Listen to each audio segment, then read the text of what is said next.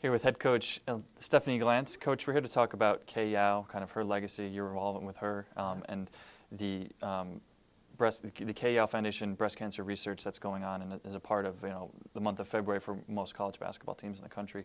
Let's start out with, how did you first come to meet Coach Yow and get the job at North Carolina State? Well, actually, I met Coach Yow when I was 13 years old and attended her basketball camp. And so I used to be a Kay Yow camper, as so many people throughout the South and especially the state of North Carolina were. And so I attended her camps when I was a kid and went to 2 sessions on some years and, just really sort of saw who she was early on as a young person. And then to have the opportunity to go back and work for her was it was such an honor and such a privilege. And I knew that, and I was very grateful for the opportunity at the time that it was happening. And so I spent 15 years with her at NC State. I had already started out in the profession and coached for about 6 years before I had the opportunity to go to NC State. And so she hired me at age 30. She gave me an opportunity to be the recruiting coordinator there. And so it was a wonderful experience. And, Coach Yow is just a remarkable woman. She is a great coach. But more than that, she's a great person and a great mentor and just a truly caring human being. And she's the kind of person that if you meet her once, you walk away and she has impacted your life in some way. So as a young coach, it's one of your first kind of big-time positions, and I guess a dream position for you.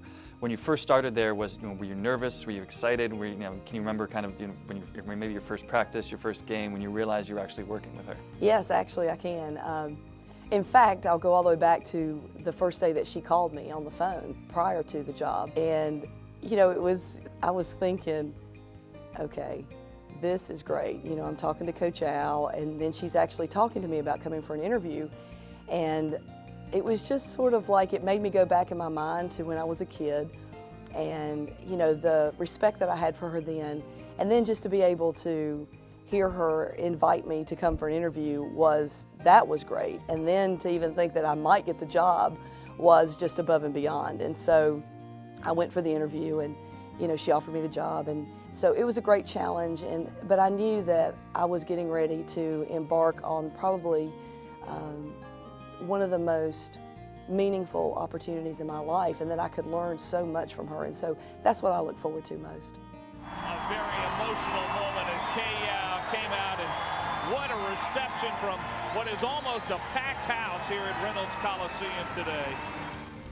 Her resume is beyond impressive. Over 30 years as a coach, over 700 wins. She won a gold medal with the Olympic team in 1988, all the NCAA tournament appearances, Final Four in 1998. But her legacy is also connected to her battle with cancer. Mm-hmm. She was first diagnosed in 1987, had relapses again in 2007, 2004, and then ultimately in 2009.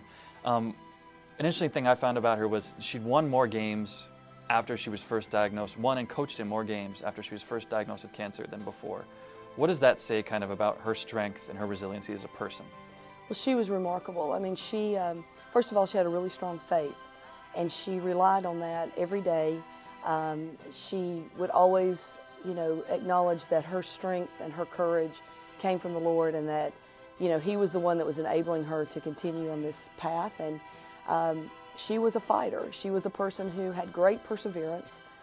She also had so much grace and humility. It was an interesting combination because she was quite the competitor, but she kept everything in perspective. And so I think that her battle with cancer was something that she viewed as perhaps a great obstacle, but one that was not going to get her down. It was not going to take her out. It was not going to limit her from coaching and doing what she loved to do.